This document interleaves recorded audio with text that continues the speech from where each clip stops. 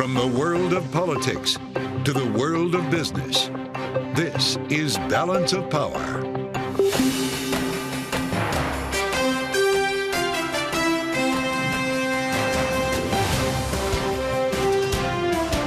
Live from Washington, D.C. From Bloomberg's Washington, D.C. studios to our TV and radio audiences worldwide, welcome to Balance of Power. I'm Joe Matthew. Closing arguments get underway in Donald Trump's hush money trial in New York, with jury deliberations set to begin as soon as tomorrow. Cardozo Law School professor Jessica Roth weighs in on what we can expect in a pivotal week. The Israeli military rolls tanks into the center of Rafah, even as world leaders condemn an Israeli strike that killed dozens of Palestinian civilians over the weekend. Greg Valliere of AGF Investments will join on geopolitics and market risk. The president of France says Ukraine must be allowed to strike targets within Russia with weapons that come from Europe. We'll talk about that with someone in the fight. Yuriy Sak, advisor to Ukraine's defense minister, will be with us at the table today in Washington. And so we welcome you as we begin today with closing arguments in Donald Trump's hush money trial in New York City. The prosecution in the midst of making those arguments as we speak. The defense went first, with attorney Todd Blanche attacking the prosecution's star witness, Michael Cohen, as, quote, the greatest liar of all time. Donald Trump late yesterday posting on his Truth Social platform, curiously, why is the corrupt government, in all caps here, allowed to make the final argument in the case against me? Why can't the defense go last? Big advantage, she wrote. Very unfair. Witch hunt, exclamation point. Let's bring in Bloomberg senior editor Wendy Benjaminson, who might still be wondering the genesis of that social post. He's been through a lot of trials, Wendy, and probably knows this is the way it goes, right? This is not something that's being used against him. It's the way the government handles the burden of proof. Exactly. And he's never been through a criminal trial before, so he may not know, though he's been around Earth a long time. And litigation. Yeah. This is the way it works. There is nothing nefarious going on here. The defense got to put its case first, and then the prosecution gets to go last in the closing arguments. This is how criminal trials work for everyone. No one is above the law. Yes. So prosecutor Joshua Steinglass is underway right now. He says looks like, I don't know, he'll be about halfway through his closing arguments by the end of the day today, which gives us a sense of when the jury might be getting the case. He's busy today trying to connect the dots between Michael Cohen's testimony and David Pecker, the actual payments to Stormy Daniels. Right. I'm guessing to remind the jury of everything they might have not thought about over a long weekend. Exactly. The closing arguments are meant to be a summation of their case, to say, here's everything you've heard in a nutshell, and here's our take on it. So the defense goes first and says that Michael Cohen is the human embodiment of reasonable doubt, which is a great line. And, you know, the risk for the prosecution is they put a guy convicted of lying under oath on the stand as the prime witness against Donald Trump. So, of course, the defense is going to go out there and say he's a liar. Don't listen to anything he said. It adds up to nothing. Stormy Daniels has changed her story, they say, and so don't listen. Now the prosecution's turn is going, and they are trying to repair all of that to prove that they do have evidence that the things that Michael Cohen said are indeed true, even if he has lied before, in fact, on behalf of Donald Trump, under Donald Trump's orders. Fair point. And so 6 weeks and 22 witnesses later, we could actually have a verdict this week. It's Wendy, possible. you spent a lot of time with our polling at Bloomberg to get a sense of what a guilty verdict might mean for his campaign, or what exoneration might mean. Either way, it's going to feel different when it happens. It's hard to predict this, isn't it? It's going to feel very different. I think Trump's rhetoric, which has been when he's listening to his staff, his rhetoric has been somewhat normalized. He talks about policy. He talks about what he's going to do as president. The worse this seems to get for him, or the better it gets if he is acquitted or there is a hung jury, I predict that the rest of his campaign will be about how he was a victim. Yeah. I think whatever the outcome is, it will be, I'm a victim of the deep state. Joe Biden did this to me, and that's what we're going to hear between now and November. We saw something different today, by the way. Not just the surrogates for Trump showing up at the courthouse, but for Joe Biden, and of all people, Robert De Niro was Robert there De Niro, and says he was asked by the administration. This was not an accident. Well, I hope by the campaign, not the administration, but Fair point, yes. But right, and Robert De Niro was making videos when Trump first came on the scene in 2016. Some really sort of very funny, very New York-y sort of videos that only De Niro could do about, I think one of the lines was, he's a mook, he doesn't do his homework, he doesn't know anything. And these were meant to support Biden in that campaign. Yeah. But those were sort of done on his own, just as a rich guy who wanted to speak out. Now he was standing in front of the courthouse with a January 6th Capitol police officer and some others speaking about the danger they believe Trump will bring to the country if he is elected president. Incredible, Yeah, I don't know, is Joe Pesci showing up there next? I wonder how that's going to work. The entire cast of Goodfellas, yeah. Wendy, thank you. Wendy Benjaminson, great reporting and great work with us at the table here on Balance of Power to get things started today. As Israeli tanks enter the center of Rafah in southern Gaza, our other major story we're following, that according to an Israeli military official, Special Communications Coordinator for National Security Council at the White House, John Kirby, says the U.S. position is unchanged. We don't support, we won't support a major ground operation in Rafah. And we've, again, been very consistent on that. And the president said that should that occur, then it might make him have to make different decisions in terms of support. We haven't seen that happen at this point. This also follows tragic news from over the weekend, an Israeli airstrike on a tent camp in Rafah, claiming the lives of some 45 Palestinian civilians. An investigation is now underway as the IDF claims that it had precise intelligence that it was following in seeking out two Hamas leaders, two of whom were in fact killed. Let's bring in Bloomberg's Dan Flatley from our national security team for more on this. Dan, when you put this together, thank you for joining us. A very difficult weekend for news. What happened in Rafah with regard to the strike, coupled with the advance into the center of Rafah with Israeli tanks. The president said there was a red line on the invasion. Isn't this it? Well, I think what you're looking at from the administration's perspective is, does what happened over the weekend, as tragic as it is, constitute an expansion of the Israeli operations into this area? And from their perspective, as you heard John Kirby just say, from their perspective, it does not constitute an expansion of operations or a major operation in their terms. But for everyone else who's sort of watching this, it's hard to square that idea with what you've seen, right? So I think we have to understand a little bit of the nature of what's going on in Rafah in terms of just the density of the population there, the fact that many people are living in tents and sort of encampments that are very temporary in nature, that make targeted strikes, as precise as they may be from a military standpoint, vulnerable or give them the potential for unintended consequences, heighten that potential for unintended consequences, which we'll have to see how the investigation plays out, but could be one of the situations that we saw play out this weekend, unfortunately. If this is limited, what would a full-blown invasion look like? Is it worth splitting hairs on this? I think that's a great question for the administration, and I think that, we have looked at what this means for Biden, from a political standpoint, which is important to consider in an election year. He's caught really between very much a rock and a hard place with this, because he wants to continue, obviously, to support the Israeli operations from a government standpoint. But obviously, there's a huge humanitarian catastrophe unfolding in Gaza, particularly in this southern part of Gaza at the moment.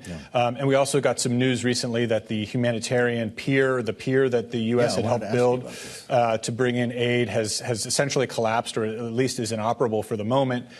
So you have a real tough issue here where you're trying to basically shore up the left flank of your support, which is important for Biden with younger voters who are largely, or at least have made some vocal statements about their opposition to this war, while also continuing to support a very key ally in the Middle East, in Israel. And so whether they'll be able to continue to do that in the coming weeks and months with this type of imagery, and certainly these types of consequences coming out of this region, is very hard to understand how they can continue to do that without some sort of ceasefire coming soon. And we don't have any indication right now that that's imminent. Very difficult time we're in here, Dan. Thank you so much. Bloomberg's Dan Flatley, as the Trump campaign tries to turn this into an issue. The pier itself, the Trump campaign manager, Chris LaCivita, tweeting the Biden pier to nowhere. Coming up, we'll take a look at the next steps in the Trump trial with former federal prosecutor Jessica Roth. Closing arguments are underway right now. We'll have more next on Balance of Power on Bloomberg TV and radio.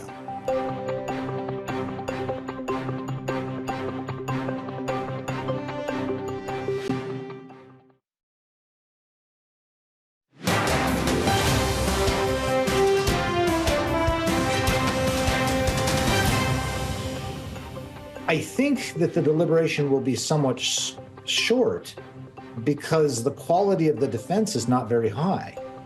I think Mr. Trump had some good lawyers, but he was calling the shots here. And I think Mr. Trump is far more interested in what's going on outside of the courtroom than he is what's going on inside of the courtroom. Criminal defense attorney Robert McWhirter talking with us earlier today on what may happen next in Donald Trump's criminal trial in New York now that closing arguments are underway and the prosecution to that end underway. Let's bring in Jessica Roth, law professor at Cardozo Law School, former federal prosecutor. It's great to have you back, Jessica. Prosecutor Joshua Steinglass is working as we speak. They're actually taking a brief break to get some food here, but could have an extended night. They've asked the jury if they're open to stay until 7 or 8 o'clock tonight. And I wonder if that means he's actually going to finish his work to the extent that it would behoove him to get this done today in the effort to get to a verdict this week.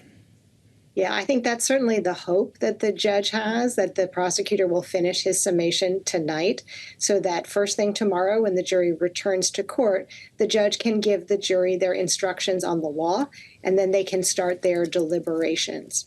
Obviously, if the prosecutor is not finished by 7 or whenever the jury says they can stay until and can keep their attention until, then it'll continue tomorrow. But I think the reason to extend the jury service tonight is to conclude the summations. What is your thought about what Robert McWhirter said, the quality of the defense? This is a jury that's about to get one of the most high-profile cases ever tried in the United States. Defense wrapped pretty quickly here, and as the prosecution tries to connect the dots on the testimony that we have heard, I wonder your thoughts on how well the former president of the United States was represented here.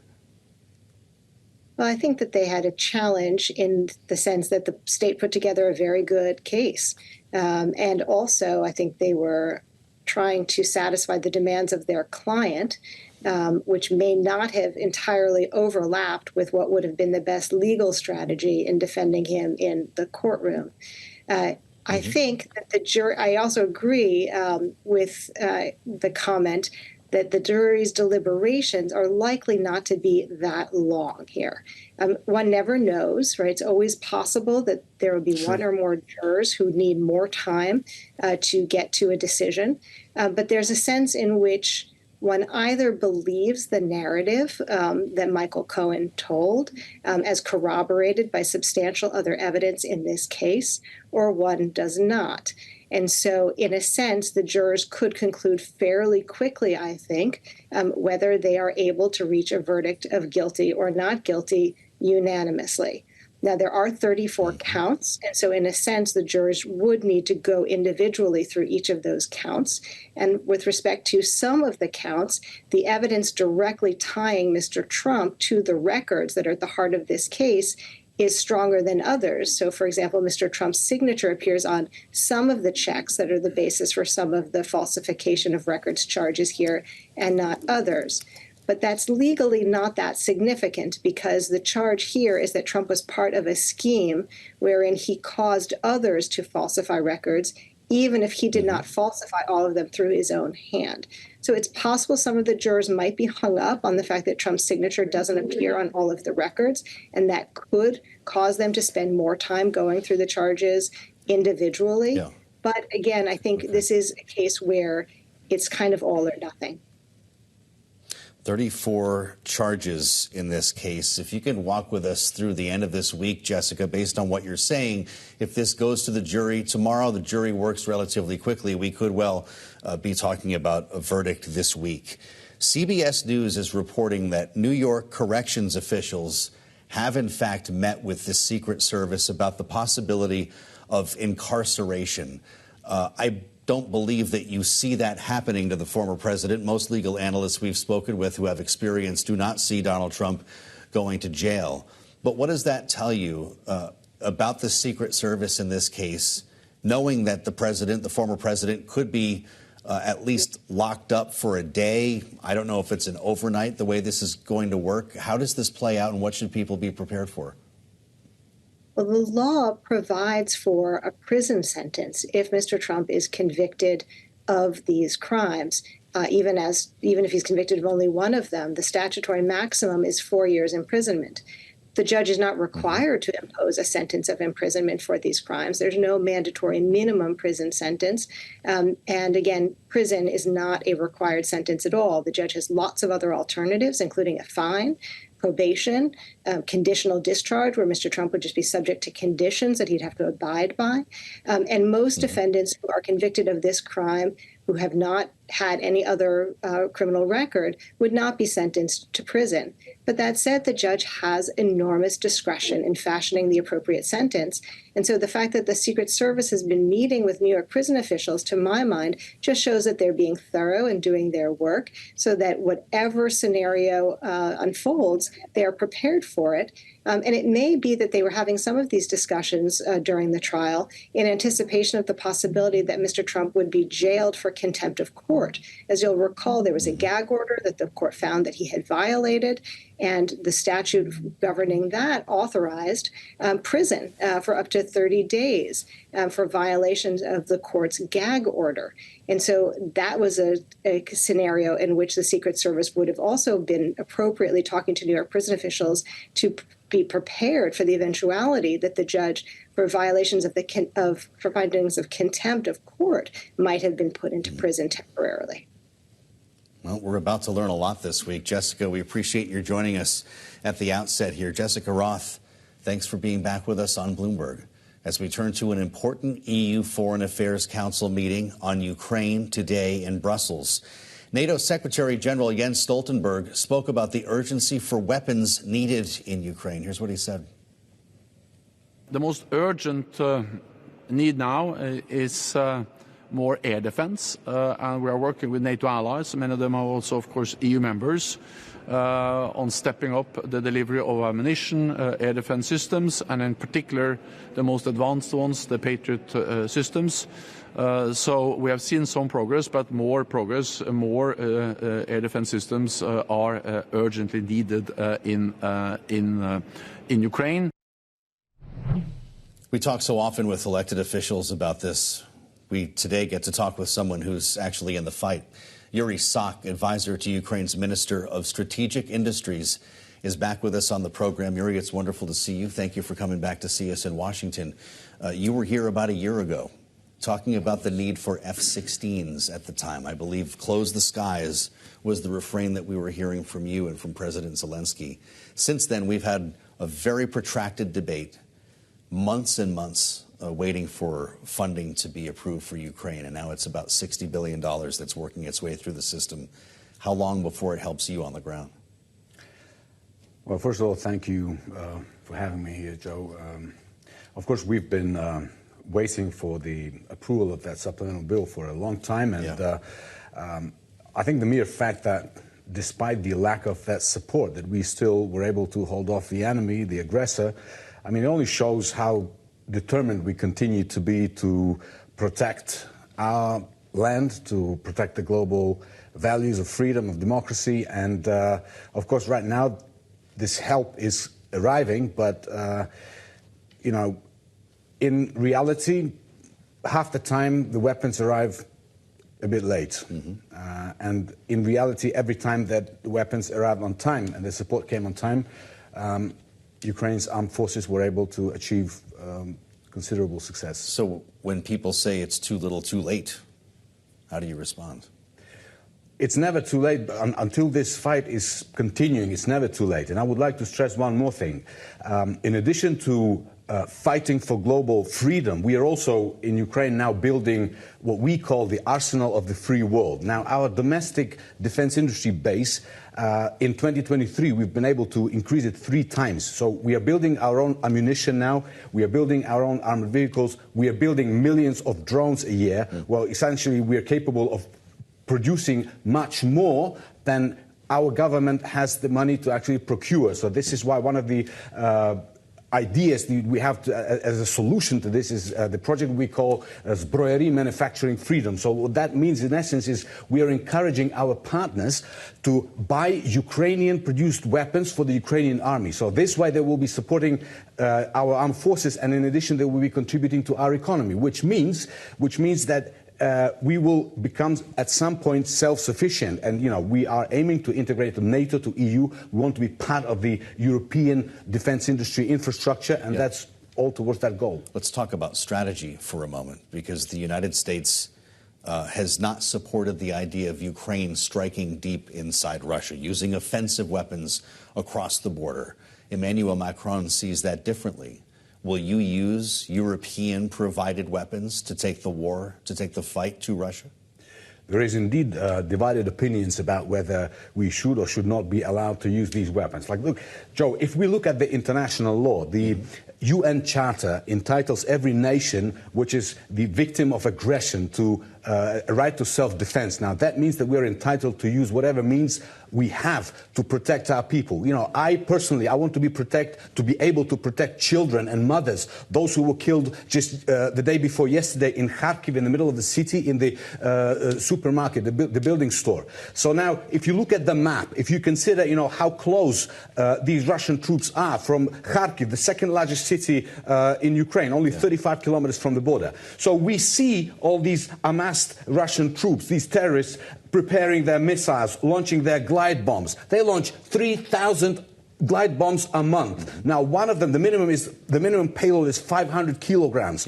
So, sometimes it makes me wonder, is it really a real question? Should we be allowed to use whatever weapons we can to strike the enemy inside their territory? But having said that, I would like to stress that Ukraine is a very honest and trusted partner.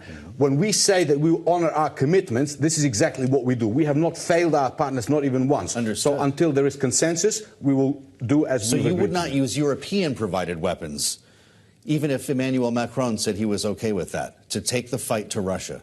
Look, we have already a precedent. So, for example, the United Kingdom, they have already previously allowed Ukraine to use their provided long-range missiles, the Storm Shadows, and we have been successfully using them. So you can do both in this case? Well, we'll have to be, flexible and dynamic. Plus, we are producing our own long-range capabilities, and you have seen we have been able to. Russia. Yes, we have been able to reduce their oil refining capacity by 15%. Now, that's incredible, and that's all produced in Ukraine by Ukrainian defense industry base. You talked about drones and a few other technologies. We have F-16s apparently being provided to you. To some extent, we've seen some M1 Abrams tanks rolling. You were told no when you asked for both of those. What do you need now that you're hearing no to? Well, we need everybody to just look back and understand that every time we heard no, there came a time when that no became a yes. So what's the next yes? Is it long-range missiles? Is it ATACMS missiles? What do you need that you're not getting? Well, the ATACMS missiles we will already be getting. So at the moment, probably the first two most important things is the permission to use the Western-provided weapons to target Russian military objects, their hardware, their troops, just, on the borderline, but inside Russia. And second of all, of course, in June, there will be a very important peace summit. And, I'd like to use this opportunity to underscore that it's very important for the president of this country, Mr. Joe Biden, also to attend. Our president invited him, and we hope that it will work out. Well, I hope that you'll come back and see us whenever you're in Washington. And I appreciate your time being with us today, Yuriy. Thank you. Thank you, Joe. Thank you. Yuriy Sak with us from Ukraine in the nation's capital today, only on Balance of Power.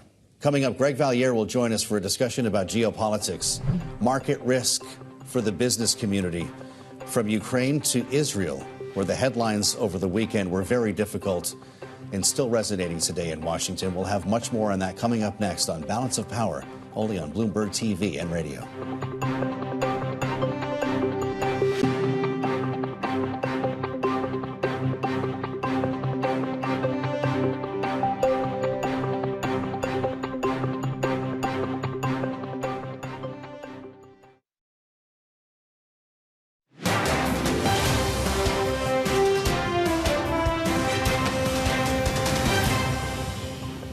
Israel has a right to go after the Hamas terrorists responsible for the cold-blooded murder of civilians, as appears to have been Israel's aim here, and Hamas should stop hiding behind civilians in Gaza.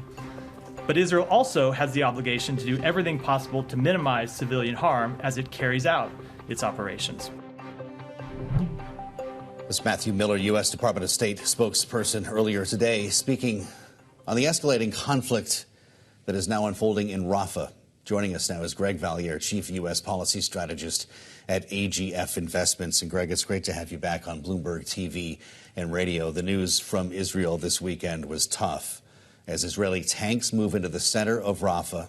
And of course, we hear about this terrible incident, the Israeli airstrike on the tent camp in Rafah that claimed the lives of some 45 Palestinian civilians.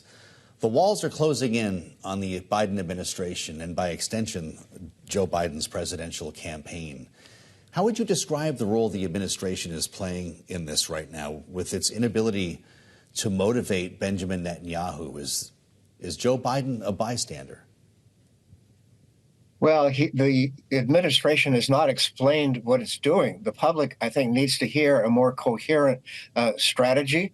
I've never, in all the years I've been doing this, I've never seen the U.S. president estranged from the Israeli prime minister. This is quite remarkable. And you know, Joe, we have this horrific story in Gaza, horrific story in Ukraine, the trial of perhaps the next president in New York City.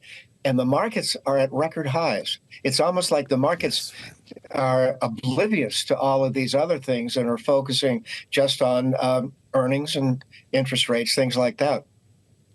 Well, I wanted to ask you about that because that's your specialty. S&P 5,300. Yeah. Everyone's whistling past the graveyard here, Greg, or there are no market implications. It appears, as of right now, there are not. I mean, obviously, if you're in Gaza, it's hell on earth right now there. And there are a lot of other really serious stories, especially the one in New York City right now. But when it comes to the markets, I think investors have to divorce the market story with all of these other stories. They're on separate tracks. Mm-hmm. We heard earlier today, speaking of Joe Biden's motivations here, by John Kirby, of course, National Security Council Strategic Communications Coordinator at the White House. He was asked if the U.S. supporting Israel could cause the nation to become more isolated around the world. Here's what he said. The president's not making decisions based on popularity or public opinion polls here around the world. He's making decisions about our national security based on those interests and what meets those interests. And it certainly doesn't meet our interest, and it doesn't meet our Israeli partners' interest for them to become further isolated. But he's not making decisions based on that being a worry. He's making decisions based on what's in the best interest of the American people and our safety and security abroad. You could also make the argument, though, Greg, that further isolating the U.S. is in itself against our national security interests. When you put together the headlines from this past weekend, I recall a statement from the president about a red line. That red line was about the invasion of Rafah, which now appears to be underway. So how do we square that? You know, a lot of recent U.S. presidents, Joe, have had a difficulty with red lines. Barack Obama did. They sure have, and now including Joe his Biden boss, yes. Yeah, so you would think they learn a lesson and not draw a line in the sand, but they are. Not to be too crass and talk about U.S. politics, but I would say developments over the last few days have further diminished Joe Biden's chances of winning the election. It's not over yet. He could come back, but I think the public views this as just one more story out of Washington that seems to be out of control. Why is this the straw for the camel's back here, Greg? We always hear geopolitics don't motivate voters in a presidential election, and it is the economy, stupid. We see the economy and inflation at the top of every poll in terms of voter priorities, the biggest problems facing the country. How come this would be the one to derail the campaign? Yeah, and just to push back a little bit on that, you know, Vietnam was an issue that that ruined the Lyndon Johnson presidency. It got Nixon off to a very rocky start.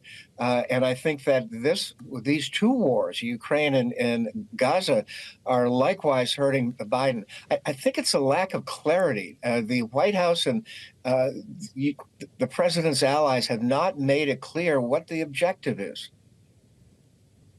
How about Ukraine, Greg? We just spent some time with Yuriy Sak, who is making an impassioned plea for support. He's very good at delivering that message and helping us understand the stakes that are on the ground. Joe Biden has been very consistent in his support for Ukraine. Do voters care about that?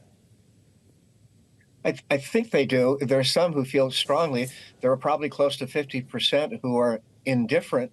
What worries me a lot, Joe, is that Ukraine may not get all of the weapons that they need until July.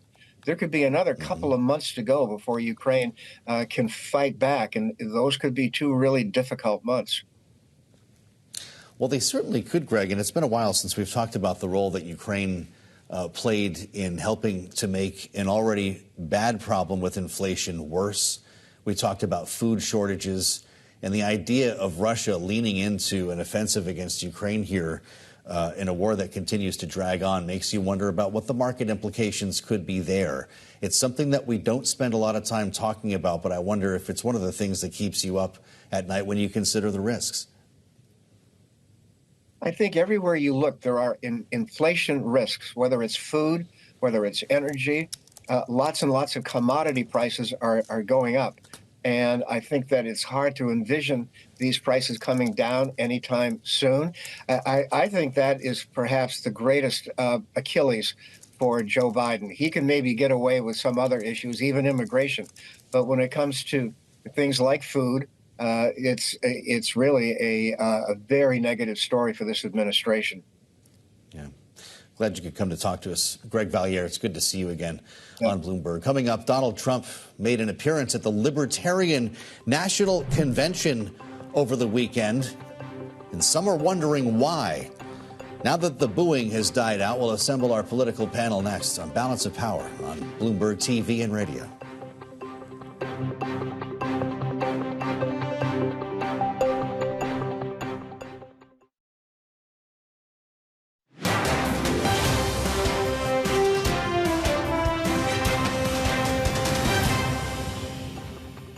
We New Yorkers used to tolerate him when he was just another grubby real estate hustler masquerading as a big shot. A two-bit playboy lying his way into the tabloids, pretending to be a spokesperson for himself. He was calling it as himself for himself, to fool the press into inflating his net worth. A clown. No, Donald Trump is not the only one to gather supporters at the courthouse in Lower Manhattan. That was Robert De Niro outside the court earlier today to support Joe Biden. Joining us now, our political panel on a perfect New York moment here. Rick Davis at Stonecourt Capitol is here along with Jeanne, Zaino, political science professor at Iona University, senior democracy fellow at the Center for the Study of the Presidency and Congress. Great to see you both here. Jeanne, I don't know if you got Robert De Niro down to the courthouse. He said he was actually asked to go on behalf of Joe Biden.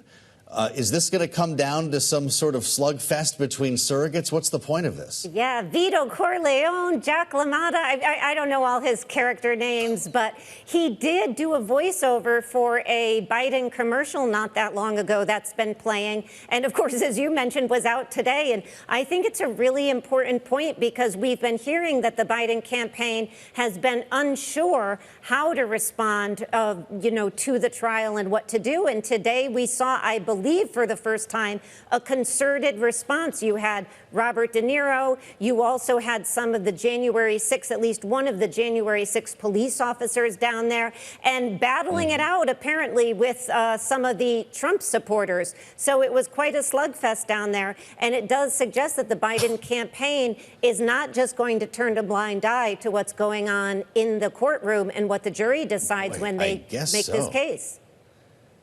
Well, Jeanne says Vito Corleone. I don't know what you think here, Rick. I was thinking Taxi Driver when Robert De Niro went to the political rally.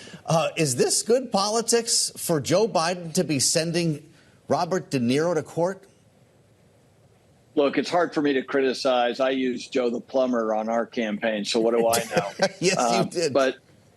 But the reality is, I mean, using Hollywood actors to make a political point usually turns into a disaster, and I think this one did too. Gets in a fight with a bunch of Trump hecklers. I don't know. And the attack on Donald Trump's record as a businessman in New York, I mean, like, he's done a few things since then, including being president of the United States, and I don't see any policy attack on that administration. So I don't get it. They spent 6 weeks letting Trump dominate the news every day from that trial. They didn't try to counter program. And then literally the day that the prosecutor is giving his closing arguments, they're trying to get in the way of that message. I don't get it. Makes no sense to me. And, but look, yeah, they got to run a presidential campaign, and it's always entertaining to see Robert De Niro. Well, I guess it was, like I said, a classic New York moment with people yelling the F word in the background, and the optics were quite remarkable.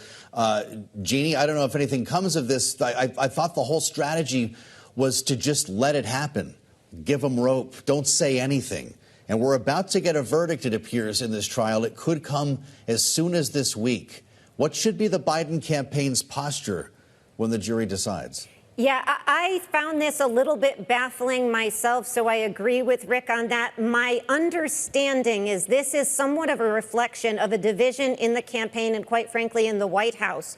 You do have a base of Democrats who are urging the campaign and Joe Biden to make more of the fact that Donald Trump is going to be a potential felon, depending on how this comes out. And then, of course, you have other people saying it doesn't matter, the trial doesn't matter, we've got to focus on the issues. I tend to be one of those people who thinks focus on the issues, focus on choice, focus on abortion, focus on some of the January 6th democracy stuff. Those are the things resonating in the polls. And, of course, above all, focus on the economy. One thing just to make note of, today consumer confidence is up for the first time in several months. We didn't hear that, at least loudly, from the campaign, and that's the kind of thing they should be talking about to sort of tease in these moderate, potentially Republican or swing voters. As we spend time with our panel, Rick and Jeanne, I want to bring you back to an incident over the weekend. I'll call it an incident. It was a speech, actually, delivered by Donald Trump before the Libertarian National Convention, where he tried to convince audience members that he should be their nominee for president. He was met with about a half an hour of booing. Let's go back. At its national convention on Saturday, the Libertarian Party should nominate Trump for president of the United States. Whoa, that's nice. Okay, this went on for an extended period of time to the point where Donald Trump was saying, well, what the hell's the point of the Libertarian Party? You only get 3%. It became adversarial. Is this campaign malpractice? Rick Davis, would you put your candidate in that room? What was it for? Yeah, no, I'm still trying to figure that out. The only thing I can really piece together is Trump has this hangover from New York politics. They have the conservative party line in New York. You always try and get on it if you're a Republican in addition to the GOP. The Libertarian Party is not the conservative party in New York. And Donald Trump has the major party endorsement, Republican Party. He should run on that. Mm-hmm. All I can think of is maybe they're afraid of the third party votes draining away from his ballot and going on to Libertarian. And they were trying to stem that by either taking over the party or trashing it. He did both in that speech. I don't know how you do that. Trash the party that you're trying to get the nomination from. Okay. Maybe that's new. I've been out of politics a while. Maybe I'm just behind the times. Right. Robert F. Kennedy Jr. Also spoke at the convention, Jeanne. This came after Donald Trump's speech. And he talked about Donald Trump presiding over the greatest restriction, as he described it, of individual liberties the country has ever known. He's talking about restrictions around COVID. RFK Jr. with the line, quote, maybe a brain worm ate that part of my memory, but I don't recall any part of the Constitution that creates an exemption for pandemics, unquote. Jeanne, will COVID restrictions be part of this campaign? You know, I don't think so in a way that resonates too broadly. You know, it is fascinating to me because if I was on Trump's campaign, one of the things I would be thinking of was, you know, when did Donald Trump ever force people to get vaccinated? One of the good things he did was he pushed hard and worked with private industry to get the vaccine created, and so many of us benefited from it. You know, I think Robert F. Kennedy is trying to push there to make some points with libertarians. He got, what, 2%? So it didn't work. And, you know, you talk about campaign malpractice. I love when Donald Trump went on Truth Social after and said, well, if we had filed the paperwork, I would have won. So, you know, it was, you know, it was all around pretty much of a disaster on both sides, I think. And, you know, you have a candidate there who's really beloved by the libertarians, who's not going to get much support, but a lot more support in their party than either Trump or RFK. I want to come back around to where we started here. Rick Davis, is it going to feel different when we get a verdict this week, for better or worse for Donald Trump? Everyone seems to have an idea of how voters are going to react. We've seen polling on this, but we've actually never witnessed a former president on criminal trial before. Yeah, Joe, this is uncharted territory for politics and for candidates and for former presidents of any type. So I don't think anybody can really guess right what's going to happen with the electorate. We know from the polling, as you mentioned, that there are especially segments of Donald Trump's vote itself who have said that if he's convicted of a crime, a felony especially, that they are prepared to potentially not vote for Donald Trump. Doesn't indicate at all that they'll support Joe Biden. But by the way, turnout is going to be an important factor in this election. And if Trump's vote doesn't turn out, it's just as good as voting for Joe Biden. Well, there you have it. Well, we've been talking about Donald Trump a lot here. Coming up, we'll spend time with our panel on the other side of the aisle here and look at how Israel's actions in Rafah might be impacting Joe Biden's re-election campaign. Rick and Jeanne have a lot more ahead on Balance of Power on Bloomberg TV and radio.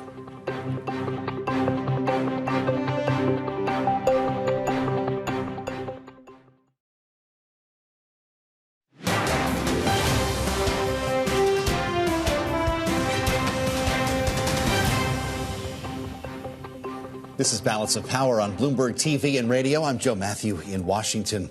International condemnation over the weekend over Israel's actions in Gaza, specifically Rafah, with important political fallout for President Biden. Rick Davis of Stonecourt Capital is with us alongside Jeanne Zaino of Iona University, where she's political science professor. Our signature panel with us on a Monday.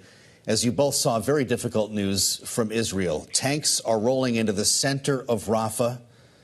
As we understand, some 45 Palestinian civilians were killed by this Israeli strike against the tent city. Jeanne, we're talking about red lines here again with Joe Biden. He said the invasion of Rafah would cross his red line. Yet here we are. How does he rationalize the rhetoric with the reality? You know, I think from the beginning, Joe Biden has been firmly behind Israel. And I think the White House felt, at least until the last, say, 24 hours, that the government of Israel was listening to them when they said you had to be careful, you had to be circumspect, you had to be proportional in your response in terms of Rafah, and not to cross this red line or this line that they laid out. I think they felt pretty good that they were being adhered to. And now, of course, that seems to all have been blown up. And I'm not sure we know yet how the White House is going to respond, but we have heard, once again, there is a division in the White House in terms of responding. Some people feel like the president is going to have to stick to his guns on the red line, and others are saying that he cannot dare to take on Israel at this point. And I think what they're going to do is wait until this investigation is done to see how to respond. But of course, the pictures, as you mentioned, and the reality are just horrific in terms of the civilian casualties. Yeah. John Kirby speaking a short time ago at the White House, Rick, making clear this does not cross the so-called red line. Quote, as a result of this strike on Sunday, I have no policy changes to speak to. The White House is getting into some very gray area here, trying to qualify limited operations with a full-blown invasion. What's the communications department trying to accomplish? Yeah, it's hard to tell. John Kirby's usually pretty adept at his explanations, especially, from the war zone. And I found this has just really been lacking lately from the White House. They seem to be trying to micromanage a war that they are not directly responsible for. And that makes no sense to me. They hesitated going to the public and framing this war at the very beginning is in a way that the administration could support. Yes, Joe Biden's been very supportive of Bibi Netanyahu, the prime minister, and his conduct of the war up until I think he hit a wall when civilian deaths reached a certain level. But at the end of the day, this is a war in Israel, about Israel, and I think the president's getting a little too granular on this, especially in an election year where you want to minimize the impact, not maximize the impact of this conflict, because you are not in charge of the outcome. And so I don't know. I think it's not a good approach from the campaign point of view. I can't say too much about how the administration should be doing this from a geopolitical perspective. Jeanne, I've only got a minute, but there's a lot of talk about the pier, the temporary pier that we installed to try to deliver humanitarian aid to Gaza. It's now being removed after being damaged. Donald Trump's campaign manager tweeted out an image of the partially underwater, partially submerged bridge, and he wrote, "The Biden pier to nowhere." Is this symbolic of Joe Biden's policy in Israel? No, I think it's reflective of the Trump campaign and the way they want to do business, which is deplorable on Memorial Day. You had, U.S. military folks doing their best to build this thing. It was damaged by weather. It is a good strategy to try to get aid in there. They haven't been able to do it yet. They're going to try to repair it and get it done, and it is much needed. So on Memorial Day, to make fun of that effort is, I think, shameful and, unacceptable, really.